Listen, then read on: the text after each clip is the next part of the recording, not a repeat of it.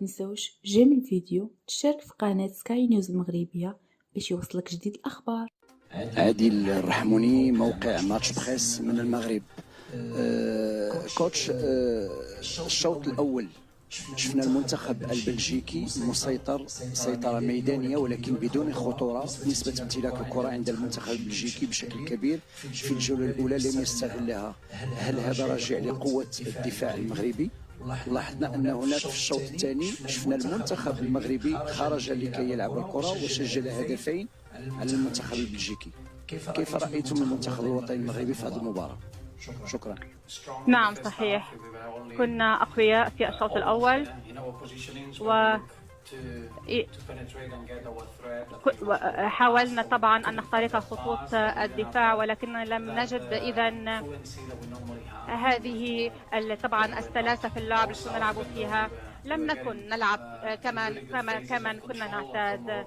لقد والمغرب وجدت صعوبة في الشوط الأول أن تسيطر على الدفاع، ولكن قليلا نحو نهاية المباراة غير الهدف كل شيء. الهدف الثاني دخل بمرمانا بسبب دخول الهدف الأول. كما قلت هناك مباراتين في هذه المباراة، مباراة قبل وبعد الهدف، وما هدف واحد طبعا يغير تطور كل أو مجرى كل اللعبة، ونحن علينا لا يمكن سوى أن نلوم أنفسنا لأننا لم نتكيف. مرحبا روبرتو. سؤالين. السؤال الأول، ما الذي حصل بالركلة الحرة هل هذا في الشوط الأول وكذلك في الشوط الثاني مرتين؟ إذا كان الهدف بركلة الحرة من قبل المغرب، هل يمكن أن تخبرنا ما الذي حصل في التبديل بهازار وأدانا كذلك؟ هل يمكن تشرح هذا؟ نعم، الركلات الحرة طبعا هي الأصعب ونحن نعتمد كثيرا عليها ونعتمد أن ترتد الكرة في الكرة الحرة، وحتى يجب أن نكون محظوظين أن الكرة الحرة غير جيدة ودقيقة، ولكن الركلة الحرة كانت دقيقة للغاية مباشرة، وفي الهدفين الركلتين كانتا فعلة مباشرتين، وطبعا كان حارس مرمى في موقف صعب للغاية. وهذه الأمور تحصل فيما يتعلق بالتبديلات. كما السابق إذن دوره كان أن يحاول أن يصل 60 دقيقة. علينا نتعلم من الماضي. أعتقد أن إذن قدم أداء جيدا للغاية. آخر مرة رأيته في هذا المستوى كان ضد البرتغال في كأس أوروبا وخسرناه في ذلك بسبب الإصابة، ونحن نحاول أن نتعلم من أخطاء الماضي.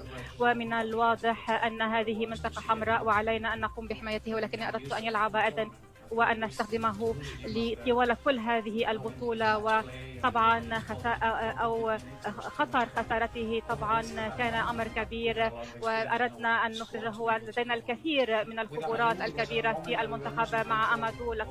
كانت لحظة كنا خسرنا فيها السيطرة على المباراة وأردنا أن نبدل لنحقق هدفا، وأمادو حصل على البطاقة الصفراء وكانت مساحات تصبح أوسع كثيرة، وكان الخطر خسرت أمادو كذلك ببطاقة الصفراء الثانية. كان أمرا مخيفا وأمادو يملك أداء رائعا للغاية، وكانت فرصة جيدة لكي نقوم بإدخال طبعا لاعب خبير آخر وأن نحاول السيطرة على اللعب. مرحبا روبرتو. أوسكار بايا.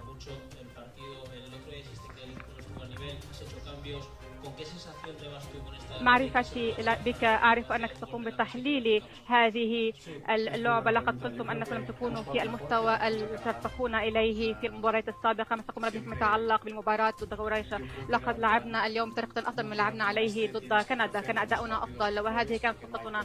طبعا في بطولة كأس العالم علينا أن نتطور وفق مع إذا تطور المباريات. لا يوجد فترة تكيف أما فيما يتعلق بتفكير أو تحليل مباراة اليوم. هنالك مباراتين، المباراة قبل وبعد الهدف لم تكن رد فعلنا كما يجب. كان علينا أن نلعب 90 دقيقة بالطريقة ذاتها كما لعبناها منذ الدقيقة الأولى، وأن نحاول أن نأخذ مخاطر أكثر وأن نهجم أكثر، وهذا ما قمنا به. وأخطاءنا أفادت الخصوم والمنتخب المغربي.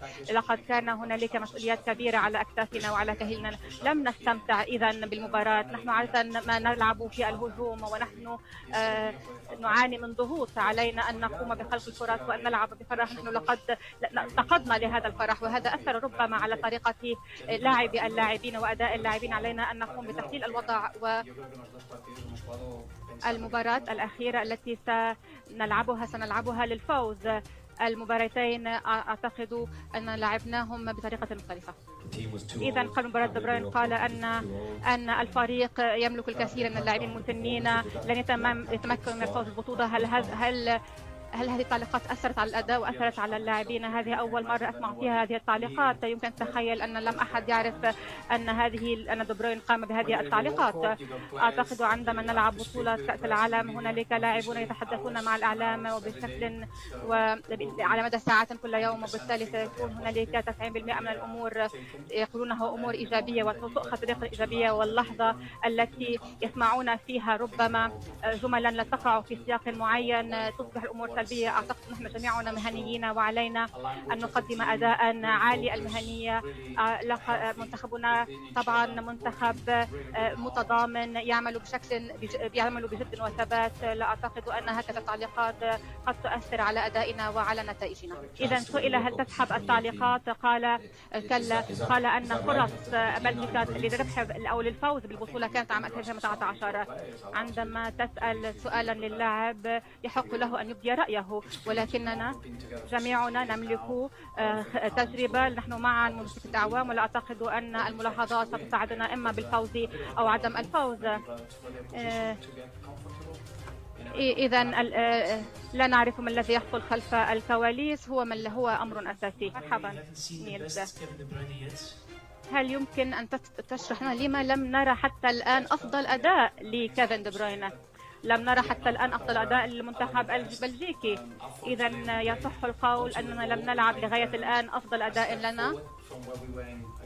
إذا حتى الهدف الأول كان أداؤنا أفضل من طبعا تجربتنا أو مباراتنا مع كندا، ولكن لم نقدم أفضل أداء لنا. وليس فقط كيفن، كافة الفريق، كافة أعضاء المنتخب لعبنا ونحن نحمل على أكتافنا عبئا كبيرا ومسؤولية كبيرة، وعندما نقوم بذلك هذا يؤثر على المنتخب، على الفريق. كما تعرف أن كرة القدم هي لعبة فريق. الآن علينا أن نحسن أداءنا، أن نلعب بطريقة أفضل وأن نقدم أفضل أداء كما عهدتمونا. ادعمونا بلايك، سبسكرايب ليصلكم كل جديد.